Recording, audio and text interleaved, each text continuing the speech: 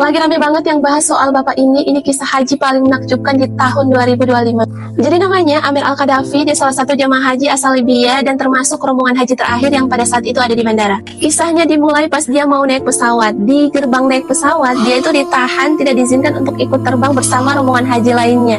Karena ketika diperiksa oleh pihak keamanan, data-data Pak Amir tadi itu ada masalah. Pak Amir terus berusaha meyakinkan pihak keamanan kalau dia itu berhak untuk ikut rombongan haji, tapi karena pemeriksaan keamanan memakan waktu lama, sang kapten bersikeras untuk lepas landas tanpa menunggu Pak Amir. Ketika pesawatnya sudah pergi, pihak bandara memberitahukan kepada Pak Amir kalau dia tidak bisa ikut menunaikan ibadah haji di tahun ini.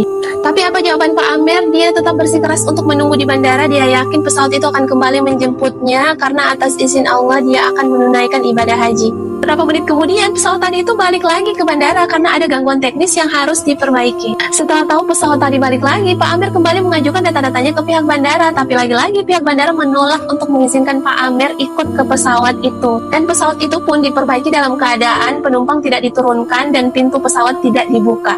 Pesawat pun sudah diperbaiki, sang kapten sudah memastikan semua aman, dia kembali lepas landas tanpa membawa Pak Amir. Dan Pak Amir dengan keteguhan hatinya tetap menunggu di bandara dan selalu mengatakan atas izin Allah dia pasti akan menunaikan ibadah haji di tahun ini. Lalu akhirnya apa yang terjadi? Tidak lama kemudian pesawat tadi balik lagi ke bandara karena ada lagi gangguan teknis lainnya yang harus diperbaiki. Untuk kedua kalinya pesawat itu pun diperbaiki dan sang kapten memutuskan dia tidak akan berangkat, pesawat tidak akan lepas landas tanpa membawa Pak Amir sebagai jamaah haji terakhir di pesawat itu.